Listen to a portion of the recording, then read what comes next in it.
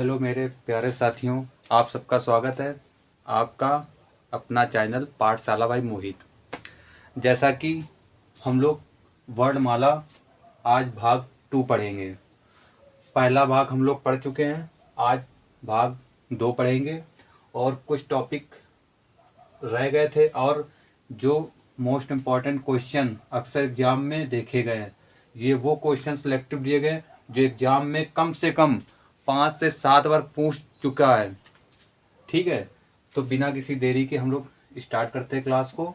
और बस आपसे एक ही विनती है हमारी कि हमारे वीडियो को ज़्यादा से ज़्यादा शेयर किया करें और लाइक करें, और अगर आपने भी हमारे चैनल को सब्सक्राइब नहीं किया तो सब्सक्राइब कर लीजिए प्लीज़। ठीक है, आज वर्णमाला का पार्ट 2 पढ़ते हैं। फर्स्ट पार्ट में हमने क्या क्या पढ़ा, वर्णमाला किसे कहते हैं, वर्णमाला के प्रकार क्या होते हैं, और मतलब काफ़ी सारा कुछ हम लोग पढ़ चुके हैं उसमें। ठीक है, आज हम बात करते हैं अग्रस्वर। अग्रस्वर क्या होता है? ये जीव, ये जो होते हैं, ये तीनों, ये जीव जीव ये जो जीवा होती है हमारी, ये इसके आधार पर बोले जाते हैं। जैसे कि अग्रस्वर यानी कि जीव का अगला हिस्सा, जैसे ई ई ए यानी कि ये जो है ये जीव के आगे वाले हिस्से से बोले जाते हैं। ठीक है, बात करते हैं मध्य यानी कि बीच का हिस्सा। बीच के हिस्से में केवल आ, छोटा आ बोला जाता है। बात करते हैं पश्च स्वर यानी कि पीछे का हिस्सा, जिसमें ज्यादा कंपन निकलेगी। जैसे कि जो बड़े देखिए ना, आ, उ, ओ, ऐ और अंग, ये क्या है? ये सब पश्च स्वर है। अब बात करते हैं संतृप्त। ये जो संतृप्त किसे कहते हैं? ये जो होंठ होता है, होंठ, इसका आकार होता है ये। जैसे संतृप्त स्वर यानी कि मुंह गोल, जैसे कि देखना ई, ऊ। अब जैसे अर्ध संतृप्त जिसमें मुंह थोड़ा कम गोला होगा। ठीक है, अब आप ऐसे याद कर सकते हैं, संतृप्त में बड़ी ई बड़ो ऊ, अर्ध संतृप्त यानी कि आधा, तो इसका आधा क्या होगा? बड़ी ई का छोटा ई, बड़ो ऊ का छोटा आधा, छोटा क्या होगा? छोटा ऊ। ठीक है, अब बात करते हैं विव्रत। विव्रत क्या होता है? ये भी मुख के आधार पर ही बोला जाता है, तो इसमें बड़ा आ, ए और ओ होता है। ठीक है, अब बात करता है अर्ध विपरीत यानी कि आधा, तो इसमें ए, छोटा आ, ओ और अंग होता है। अब बात करते हैं कि अगर पूछ दे आपसे कि कुल व्यंजनों की संख्या क्या है, तो कुल व्यंजन कितने होते हैं? 41। मूल व्यंजनों की संख्या क्या है? 33। आपका ये क्वेश्चन मोस्ट इंपॉर्टेंट क्वेश्चन है। ये लुंठित, लुंठित अक्षर कौन सा है? तो ये हमारा केवल रा होता है। क्या? रा। रा हमारा लुंठित है, लुंठित। अब बोल देगा पाश्विक क्या है? तो ये हमारा ला है। लुंठित रा है, पाश्विक ला है, इसमें आप कंफ्यूज ना होना। बात करता उच्चिप्त व्यंजन। उच्चिप्त व्यंजन में हमने पार्ट 1 में भी डिस्कस किया है कि उच्चिप्त व्यंजन क्या होते हैं। तो उच्चिप्त व्यंजन हमारा है ढा और ढा। ठीक है, अब बात करता है अर्ध स्वर यानी कि अर्ध, आधा, जिसमें कम समय लगता है। तो या, रा, ला, बा, यहाँ से क्वेश्चन पूछता है। आप किसी भी एग्जाम में आप देख लेना, हिंदी में यहाँ से क्वेश्चन जरूर आता है। बोल दे अर्ध स्वर कौन सा है, इनमें से एक ऑप्शन होगा, 3 ऑप्शन अलग होंगे और आपको एक इन्हीं में से एक ऑप्शन को टिक लगाना होगा। अब बात करता है अल्प प्राण। अल्प प्राण भी हम बता चुके हैं। अल्प प्राण प्रत्येक वर्ग का पहला, तीसरा और 5वां अक्षर अल्प प्राण है। महाप्राण ये भी बता चुके हैं, दूसरा और चौथा प्रत्येक वर्ग का। ठीक है, अघोष पहला और दूसरा, प्रत्येक वर्ग का पहला और दूसरा अक्षर। सघोष प्रत्येक वर्ग का तीसरा, चौथा और 5वां। ठीक है, बात करते हैं, ये कुछ रह गया था हमारा, वो आज क्लियर हो गया। अगर आपने अभी पहला पार्ट नहीं देखा है तो आप पहला पार्ट देख लीजिए, उसके बाद ये ज़्यादा आपको समझ में आएगा जब आप पहला पार्ट पूरा डिटेल से देख लेंगे। और हमारी कोई भी आप क्लास देखिए, समय बिल्कुल भी बर्बाद नहीं किया जाता है। फर्स्ट क्लास हमारी लगभग 15 मिनट की है और 10 से 15 मिनट की हमारी ये क्लास होगी। दोनों क्लास में पूरा वर्णमाला समाप्त हो जाएगा और अगला टॉपिक हम लोग पढ़ेंगे चिन्ह, विराम चिन्ह के बारे में। अब बात करते हैं ये जो इतना मैटर है ये और ये, आप किसी भी एग्जाम में देख लीजिएगा, कोई भी आप पेपर उठा के देख लीजिए, अगर वर्णमाला से अगर क्वेश्चन आया है तो इन्हीं में से आपको 1 से 2 क्वेश्चन जरूर मिलेंगे। ठीक है, अब बात करते हैं वर्णमाला में कुल कितने स्वर हैं। ये मैंने पहले भी बताया है और आप भी अभी भी बता रहे हैं, तो इसमें 11 स्वर होंगे। वर्णमाला में कुल कितने स्वर हैं, तो ये 11।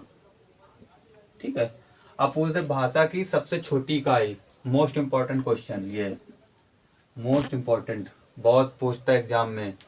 भाषा की सबसे छोटी इकाई वर्ण, या कभी कभी यहाँ पर ध्वनि भी होगा। ठीक है, तो कंफ्यूज नहीं होना आपको।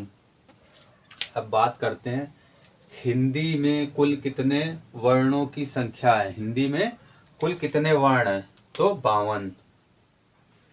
ये क्वेश्चन पूछ चुका है एग्जाम में। ठीक है, अब पूछ देगा उच्चारण के आधार पर वर्गों के भेद।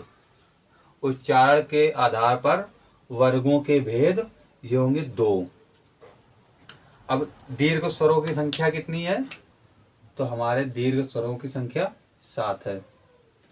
बात करते हैं संयुक्त व्यंजनों की संख्या। भाई संयुक्त व्यंजन 4 होते हैं, ये हमने पहली क्लास में पढ़ा था, पर होते कौन से हैं ये भी हम लोग पढ़ चुके हैं। अब जैसे छ, त्र, ज्ञ, स्र। अब क्वेश्चन आता है यहां से, नोट कर लीजिए, ये क्वेश्चन छपेगा। ये क्वेश्चन क्या बनेगा ये भी बता दे रहे हैं। पूछेगा छ किन 2 शब्दों से मिलकर बना है। यहाँ पर 4 ऑप्शन दिए होंगे, तो आपको याद रखना आधा, का और श्रा। ठीक है, या तो कभी पूछ देता है कि श्रा का स्थान किसके बाद आता है, तो का के बाद आता है। त्रा की बात करते हैं, आधी त्रा और रा से मिलकर बनता है। ज्ञा की बात करते हैं, आधी जा और रा से मिलकर बनता है। स्रा की बात करते हैं, सा, आधी शा और रा से मिलकर बनता है। ठीक है, ध्वनि या वर्ण, देखिए ध्वनि या वर्ण, अब ये सीक्वेंस में चल रहा है। सबसे छोटा ध्वनि या वर्ण, फिर उससे बड़ा अक्षर, फिर उससे बड़ा पद, उससे बड़ा पदबंध, और उससे बड़ा उपवाक, और सबसे बड़ा वाक। जैसे मान लीजिए फॉर एग्जाम्पल ये राम लिखा है। ठीक है, ये क्या है, एक वाक है। अब जैसे मान लो इसको मैंने तोड़ दिया, रा प्लस आ, ठीक है, प्लस मा, फिर आ, तो ये टूट जाएगा। तो ये किसमें बिखर गया, हमारा ध्वनि या वर्ड में। ठीक है, अब बात करते हैं एक क्वेश्चन, ये भी बहुत इंपॉर्टेंट क्वेश्चन है। यहाँ पूछेगा काकल्य या स्वर यंत्री मुखी अक्षर कौन सा है, तो ये हमारा क्या है, हा होगा। ठीक है, जैसे पूछे हिंदी शब्दकोश में आ यानी अंग वाला, हिंदी शब्दकोश में अंग किसके पहले आता है, तो किसके पहले आता है, ये आ के पहले आता है। ठीक है, आ के पहले आता है। नेक्स्ट क्वेश्चन देखते हैं, नासिक व्यंजन होते हैं। अब नासिक व्यंजन क्या होता है, ये हम आपको पहले पार्ट में ही बता चुके हैं कि नासिक व्यंजन प्रत्येक वर्ग का 5वां अक्षर होता है। ठीक है, ये तो यहाँ पर हो गए समाप्त। अब हम बात करते हैं कि फर्स्ट क्लास में हमने क्या पढ़ा था, वर्णमाला के प्रकार। वर्णमाला में व्यंजन होते हैं, स्वर होते हैं, स्वरूप कितने प्रकार के होते हैं, व्यंजन कितने प्रकार के होते हैं, अल्प प्राण, महाप्राण, बहुत सारे क्वेश्चन। आप अगर दोनों पार्ट देख लीजिए हिंदी के, वर्णमाला इससे बार नहीं आनी है, इस चीज की मैं गारंटी देता हूँ। 1 से 2 क्वेश्चन ये आप स्क्रीनशॉट ले लीजिए, एक बार केवल पढ़ लीजिएगा एक बार। अगर यहाँ से 1 से 2 क्वेश्चन ना मिले तो आप हमारे चैनल को सब्सक्राइब ना करिएगा, ठीक है, अनसब्सक्राइब कर दीजिएगा अगर यहाँ से 1 से 2 क्वेश्चन आपको ना मिले, ठीक है। अगर ये क्लास आपको अच्छी लगी तो हमारे चैनल को लाइक करें, सब्सक्राइब करें और अपने दोस्तों के साथ शेयर करें। अब इसकी हिंदी में नेक्स्ट क्लास हमारी होगी विराम चिन्ह। विराम चिन्ह की एक क्लास होगी, 2 क्लास नहीं, केवल 1 क्लास होगी। और एक क्लास में विराम चिन्ह का नामो निशान खत्म, और विराम चिन्ह से भी एक क्वेश्चन किसी भी एग्जाम में आप देख लीजिएगा, ठीक है। धन्यवाद, धन्यवाद।